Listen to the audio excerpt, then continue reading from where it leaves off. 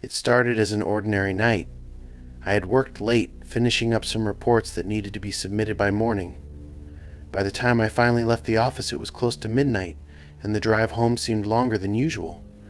My gas light came on just as I turned onto the main highway. I cursed under my breath, knowing I couldn't risk running out of fuel, especially at that hour. There was a gas station about a mile ahead, one of those old, poorly lit ones with flickering neon signs. I pulled in, already feeling uneasy. The parking lot was mostly empty, except for a beat-up van parked near the far edge. The fluorescent lights buzzed faintly as I stepped out of my car to pump gas. The air was cold, and the silence felt too heavy, like the world had forgotten this place existed.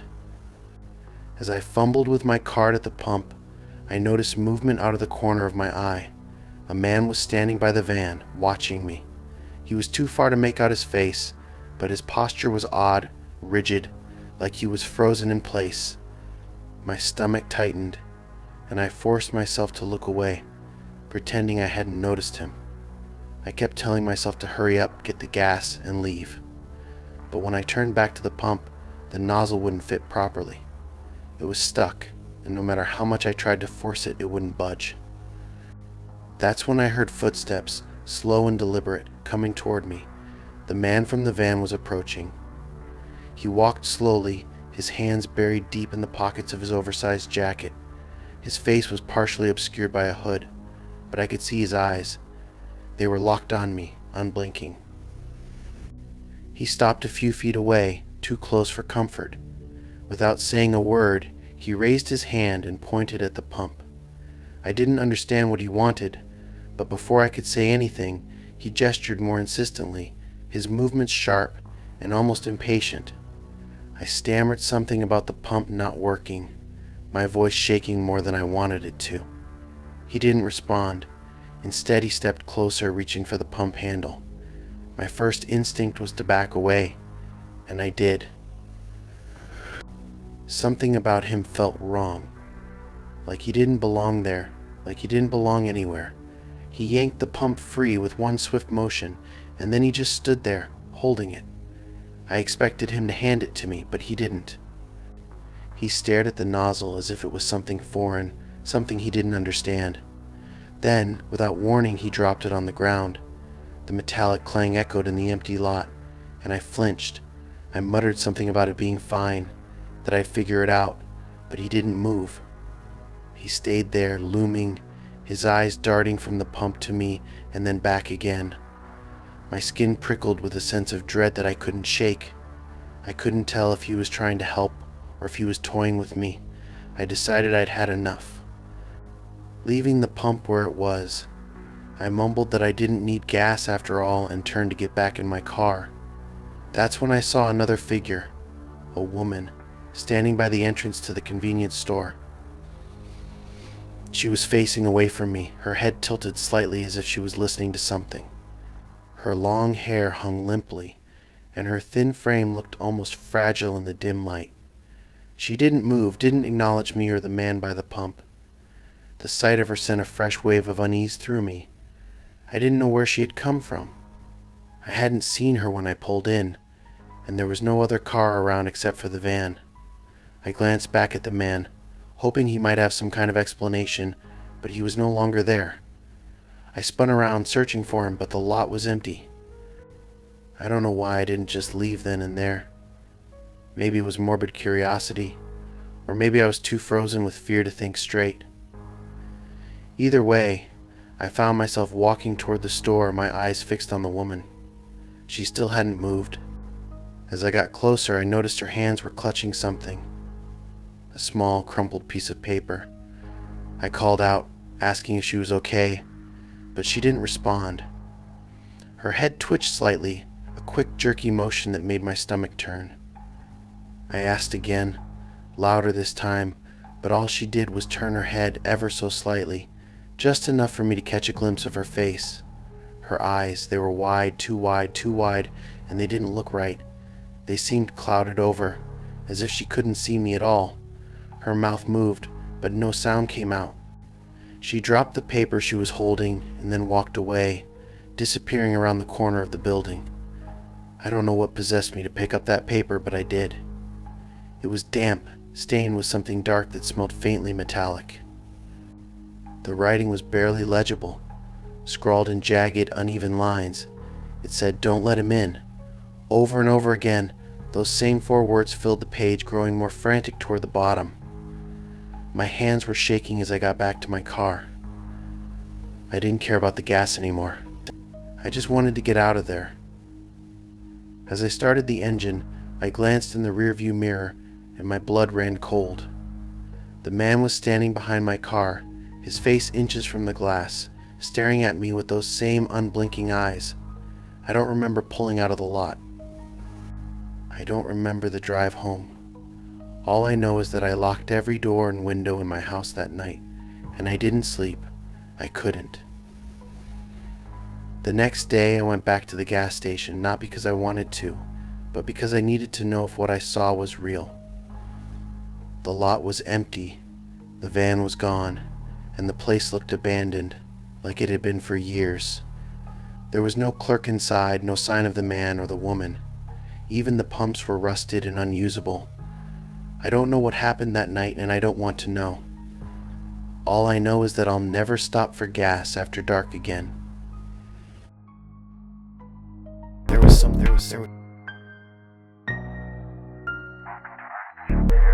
I was driving back home after visiting my parents, a trip that always left me feeling both content and exhausted.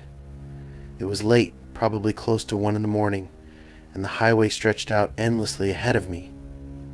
My playlist had ended, leaving the car eerily quiet except for the hum of the tires. I kept telling myself that I would make it home without stopping, but then I saw the sign for a rest stop. I realized I needed a break, maybe a coffee to keep myself awake. The rest stop was small, just a convenience store with a few parking spots and some vending machines off to the side. The place looked deserted, but the bright lights inside the store promised warmth and caffeine. I pulled into the lot and parked near the entrance. There was only one other car, an old sedan parked awkwardly across 2 spots at the far end. As I stepped out, the chill hit me harder than I expected. The air was so still that the quiet felt oppressive, almost like the night was holding its breath. I glanced at the sedan, wondering if someone might still be inside, but the windows were too dark to see through. Something about it made me uneasy, but I brushed it off. I figured I was just tired. The convenience store was even emptier than it looked. The shelves were sparsely stocked, and I didn't see a clerk behind the counter. A small bell had jingled when I walked in, but no one came out to greet me. I thought about calling out for someone, but decided to just grab what I needed and leave. There was a coffee machine in the back, so I headed toward it, trying to ignore how quiet the place was. I was filling my cup when I heard the sound of footsteps behind me. They were slow, deliberate, like someone was walking carefully on purpose. My first thought was that it must be the clerk coming out from wherever they had been, but when I turned, I didn't see anyone. The aisle behind me was empty. My stomach tightened. I tried to convince myself that I had imagined it, that it was just the sound of my own movements echoing off the tiles. But as I stood there, straining to hear, I noticed something else. It felt like the air had changed, like there was a weight to it now, a presence I couldn't explain. I hurried back to the counter, cup in hand, and scanned the area again. Still no one. The register was off, it screened blank, and I realized I hadn't even noticed a clerk's stool or any signs of someone working here. It was like the place had been abandoned, except the lights were still on and the coffee machine was still hot. That's when I saw movement outside, a figure walking past the windows. They moved slowly, almost gliding, their head tilted slightly down like they were studying the ground. The glass distorted them just enough to make their shape unsettling, like they weren't quite real. I froze, unsure if they had seen me, and then they stopped. They were standing directly in front of the doors now, their face just barely visible through the glass. It was a man, his features shadowed and indistinct, but his posture was strange. His arms hung unnaturally at his sides, and his head was tilted at an angle that didn't look right. He didn't move, didn't try to come in, just stood there as if he was waiting for something. I don't know how long I stood there, staring back at him. It felt like hours, but was probably only seconds. My fight or flight instincts were screaming at me to do something, anything, but my body wouldn't respond. Then, as suddenly as he had appeared, he turned and walked away, heading toward the vending machines at the edge of the lot. I didn't wait to see what he was doing. I put the coffee down and bolted for the exit, my heart pounding so hard I thought it might burst. The moment I stepped outside, the cold hit me again, sharper this time, like the air itself was warning me to leave. I glanced toward the vending machines, but the man was gone. The lot was empty, except for my car and that old sedan. I started walking quickly toward my car, trying not to look around too much.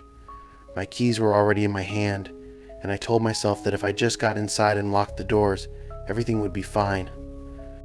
But as I reached my car, I saw something that made my blood run cold. There was a second figure standing behind the sedan.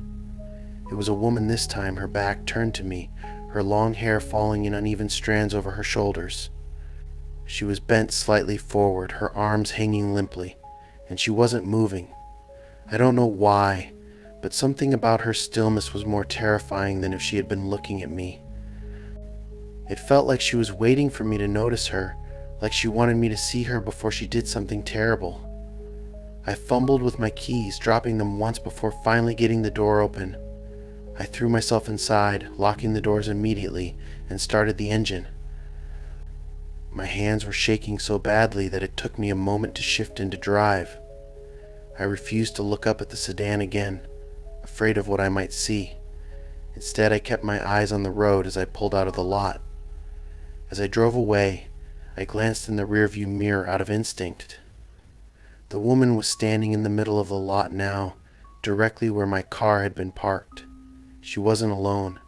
The man was back, standing beside her. Both of them were staring after me, their figures growing smaller and smaller and smaller until the darkness swallowed them completely. I didn't stop again that night, not until I was safely home with all the lights on.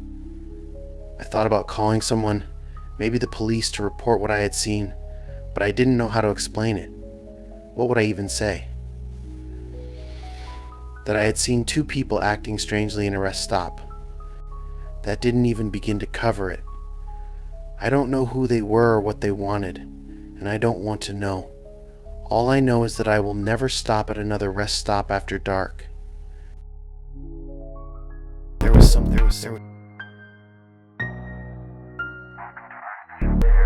I was coming home from a late shift, one of those soul-crushing days where you feel more like a zombie than a person. It was past 2 in the morning, and I just wanted to get home, shower, and collapse into bed. My route took me down a stretch of highway with almost no traffic, just long, empty lanes disappearing into the dark. The gas gauge caught my eye, hovering dangerously close to empty. I debated whether to risk it, but decided to stop at the next gas station. Driving through the middle of nowhere wasn't the kind of place to gamble on running out of fuel.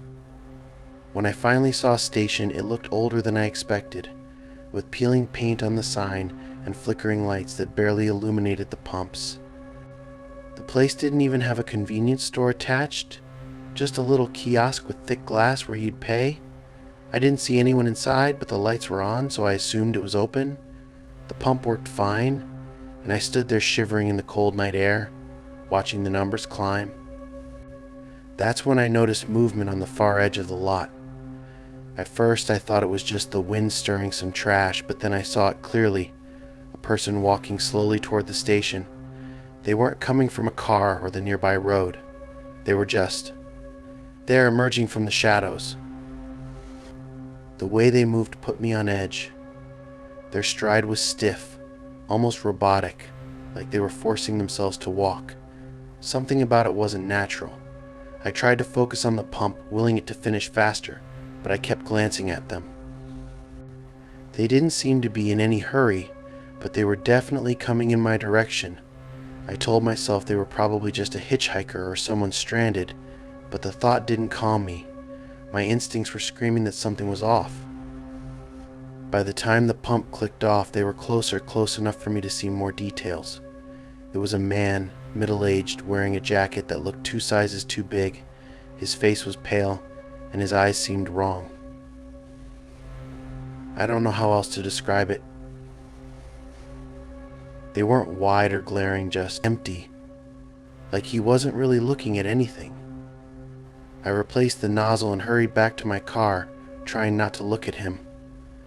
As I opened the door, I heard the sound of footsteps stopping just a few feet away.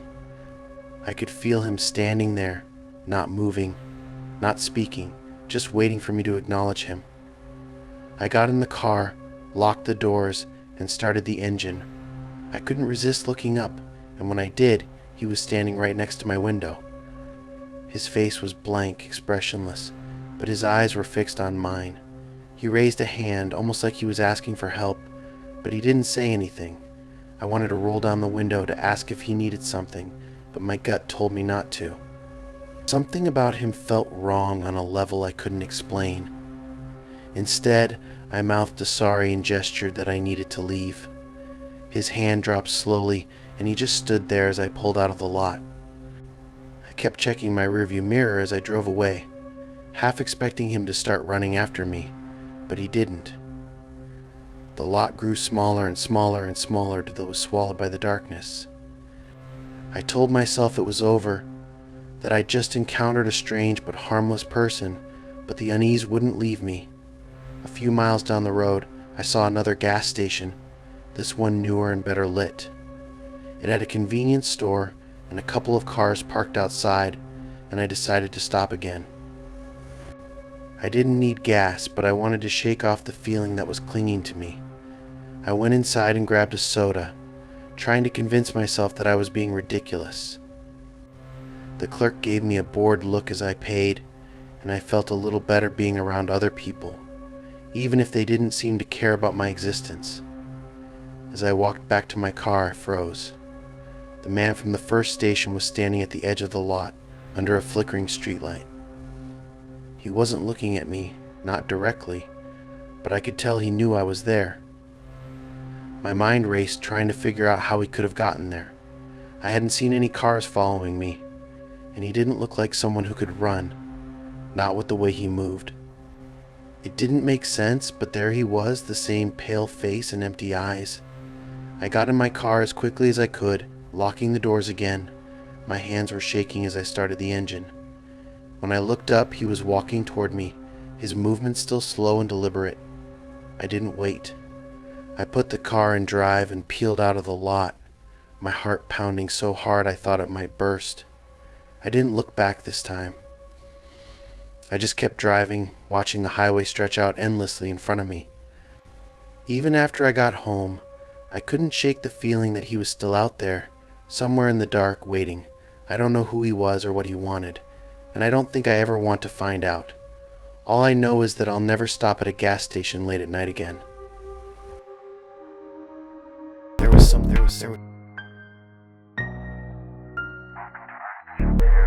It happened about 6 months ago, but I still can't shake the feeling it left me with.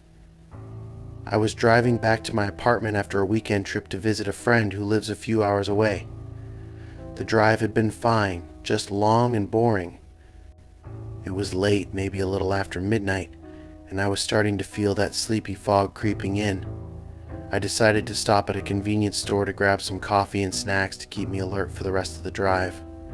The store was one of those small, standalone places on the edge of a rural road.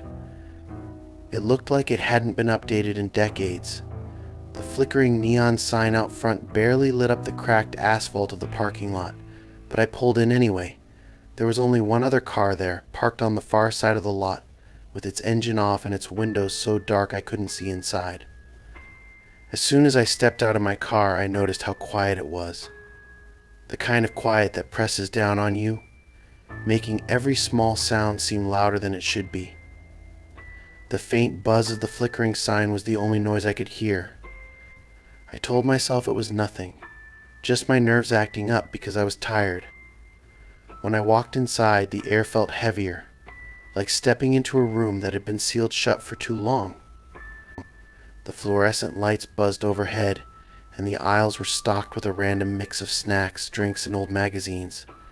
There was a guy behind the counter, but he didn't look up when I walked in. He was staring down at something, maybe a book or his phone, and his face was completely blank, like he wasn't even aware I was there. I went to the back to grab a bottle of water and an energy drink. The cooler doors creaked loudly when I opened them, and the sound made me jump. That's when I noticed the mirror in the corner of the ceiling, one of those dome-shaped ones they use to prevent shoplifting. Something about it felt wrong. The angle was weird, and I swear I saw a movement that didn't match what I was doing. It was like someone else was walking in an aisle parallel to mine, but when I turned, there was no one there. I told myself it was just my tired eyes playing tricks on me. I grabbed a bag of chips and headed for the counter, hoping to get out of there as quickly as possible. The guy behind the counter still didn't look up. He just mumbled a total that I could barely understand, so I handed him some cash and waited for my change. As I stood there, I got that feeling, the one where the hairs on the back of your neck stand up, and you know someone is watching you. I turned slightly, pretending to adjust my bag, and that's when I saw her. A woman was standing at the edge of one of the aisles, barely visible in my peripheral vision. She wasn't moving, just standing there, half hidden by the shelves. Her face was turned away, so I couldn't make out any details, but something about her posture was unsettling. I looked back at the clerk, who had finally looked up, but he didn't seem to notice her. He handed me my change without a word, and I thanked him as casually as I could, even though my heart was racing. I didn't want to make a scene or draw attention to myself, so I walked quickly back to my car. When I got outside, the quiet hit me again, even more intense than before. The car that had been parked in the lot was still there, but now the driver's door was open. There was no one inside and no one around. The lot was completely empty except for my car and that one.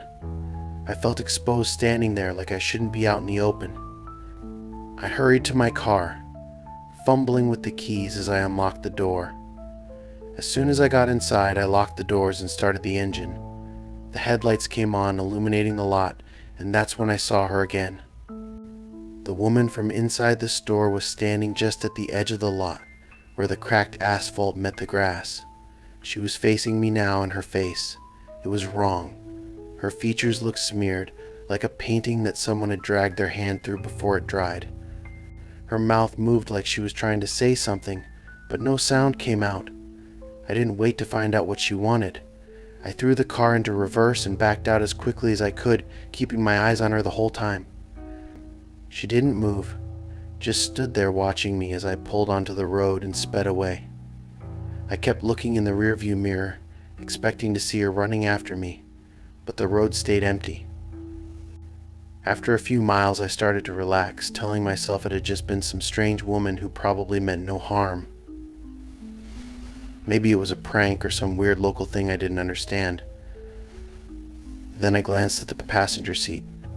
I don't know why I looked, but when I did, my heart stopped. There was a smudge on the seat, like someone with dirty hands had been sitting there. It hadn't been there before. I kept driving, gripping the wheel so tightly my knuckles turned white. I didn't stop again that night, not even when my gas gauge dipped below the halfway mark. When I finally got home, I parked as close to my building as I could and ran inside without looking back. I've thought about that night a lot, trying to make sense of it, but I can't. The woman, the strange behavior of the clerk, the smudge on the seat, none of it adds up. I don't know who or what she was, and I don't think I want to know. All I know is that I haven't driven that route again, and I never stop at those kinds of places anymore. Some things are better left in the dark,